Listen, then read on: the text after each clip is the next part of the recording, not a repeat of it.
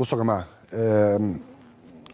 موضوع الكابتن امين عمر النهارده واذاعه حديثه او نقاشه مع الكابتن محمد عادل، موضوع يعني سيبك ان هو صح او غلط، ايه السبب في اذاعه الحديث، ولكن الحديث النهارده اللي ما بين الكابتن امين عمر وكابتن محمد عادل هو حديث فاضح للنوايا. امين عمر ليس امينا على اداره المباريات والله، لان الراجل ده نيته وهو رايح للفي ار، وده واضح من خلال الحديث، ان مهما حصل انا مش هديها ضربه جزاء. حتى لو انتوا قلتوا لي ان هي ضربه جزاء انا برضو مش هديها ضربه جزاء. الراجل رايح النيه مبيته ان هو ما يحسبهاش. ولو خدتوا بال حضراتكم،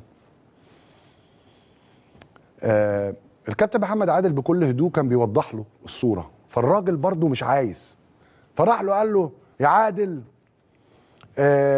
الراجل طبيعي ان الشوطه وهو بيعدل جسمه، خلي بالك كل الكلام اللي هو بيتكلم فيه ده ملوش علاقه بالقانون. هو بيألف قانون من عنده عشان هو مش عايز يحسب ضربه الجزاء. فالراجل بيقول لك لا اصل دي طبيعي ان هي تعمل كده. فمحمد عادل اللي صوته ما كانش باين بس ايه واضح ان هو بيقول له لا يا كابتن امين، الكره مالهاش علاقه، الكره لمست ايده ورفع ايديه كبر جسمه، الكره ضربه جزاء. فراح قايل له ايه؟ راح جايبها له محمد عادل، جابها له من زاويه تانية قوي اللي هي بقى ايه تفضحه، اللي هو بيقول له لا اهو ضربه جزاء. فراح امين عمر قال له ايه؟ الطبيعي بقى خلي بالكم اي حكم تاني بعد ما يشوف اللقطه دي فيقول له طب وريهاني من بره ولا من جوه، طالما من جوه يبقى ايه؟ يروح حاسبها ضربه جزاء اللي هو القانون. فايه اللي حصل في على فكره الحوار ده فاضح لنية بعض الحكام المصريين في التعمد في إيذاء الزمالك. قدامكم. فراح جايب له اللقطة دي. ارجع لي يا استاذ ياسر بعد اذنك عشان السوشيال ميديا بس. لا ارجع لي بعد اذنك. لان الموضوع ده مهم. امين عمر مش عايز يحسب ضربة الجزاء، اقسم بالله لو كانت الكرة دي في حتى 2 ياردة جوه ال 18 ما كانش برضه عايز يحسبها. هو نيته مش عايز يحسب ضربة الجزاء. النهارده انا مش هحسب حاجة للزمالك. هو كده انا هو كده. حتى في وجود التكنولوجيا، في وجود حكام الفار وبتاع، برضه مش هحسب. انا مش بقول لكم كده عشان زملكاوي، لكن انا بقول لكم ان في حكام للاسف تبقى رايحه تدير ماتشات الزمالك، لا مش هساعدك، لا انا مش هديك حاجه. اشمعنى الزمالك؟ ليه الزمالك؟ الموضوع اللي حصل ده قدري على فكره، فضح امين عمر. تاني بقى احكي لكم التسلسل. الراجل رايح مش عايز يحسب، فمحمد عادل حكم الفار بيقول له الكرة الراجل كبر جسمه والكرة ضربة جزاء، فقال له لا ده جسمه، ده طبيعي ان ايديه تعمل كده فتاخد ايديه لجوه، بيبرر لنفسه. فمحمد عادل قال له لا ده كبر جسمه والكرة فيها شك ضربة جزاء. فقال له طب راح جايبها له بقى من صورة تانية بيحرجه.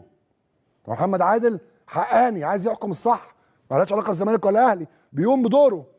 فامين عمر قال له ايه؟ قال له طب وريني بقى هي من جوه ولا من بره؟ فشافها لقاها من جوه. راح قايل له ايه؟ لا يا عادل انا مش مقتنع، لا انا مش مقتنع. وراح راجع قال لك الكرة اسقاط. لا يا كابتن امين، مش مقتنع دي لما اكون انا جايب عريس لبنتك. انت مش مقتنع بيه ان هو مش مقتنع ان هو راجل كويس، انا جايب لك عريس كده لبنتك وانت مش مقتنع بيه. انما مش مقتنع دي في قانون الكوره عشان انت مش عايز تحسب حاجه لفريق معين، فالنهارده لازم يبقى في حساب. يعني ايه مش مقتنع؟ قول لي، هل انا مثلا فعلا انا وانا بسمع الحديث مش مقتنع؟ يعني ايه مش مقتنع؟ قال له لا لا لا لا انا مش مقتنع يا عادل، وما ادالوش فرصه ان هو يتناقش معاه تاني. الحديث اللي حصل النهارده اللي اتذاع قدريا فاضح للتحكيم المصري والامين عمر بانه غير امين على اداره المباريات، لانه كان رايح لتقنيه الفيديو ضاربا بالقانون عرض الحائط، مش عايز يحسب حاجه للزمالك.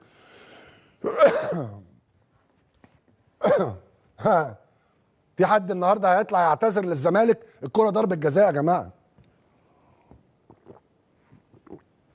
الكره ضربه جزاء ما فيهاش كلام.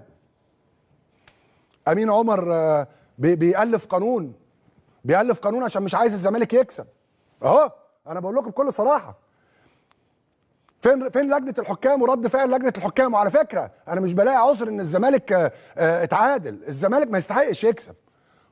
بقالي ساعه بقول لكم ان اوزوريو النهارده عمل كل حاجه ان الزمالك ما يكسبش. دي حاجه ودي حاجه.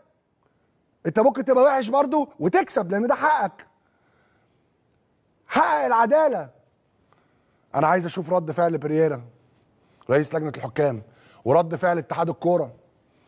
النهارده الحديث والنقاش اللي يعني ظهر للاعلام من خلال البث التلفزيوني والنقل التلفزيوني للمباراه فضح الحكام وفضح امين عمر بانه غير امين، وانه راجل ضرب بالقانون عرض الحائط. بيقول له لا انا مش مقتنع، مش مقتنع، لا مهما قلت لي انا مش مقتنع. ربنا موجود، وكل الناس اللي ربنا بيديها السلطه والباور ان هي تنفذ العدل وما بتنفذوش، ربنا مش هيسيبهم. حتى لو البني ادمين في الارض سابوهم هتتحاسبوا كويس قوي يوم القيامه. النهارده اللي عمله امين عمر فضيحه، فضيحه.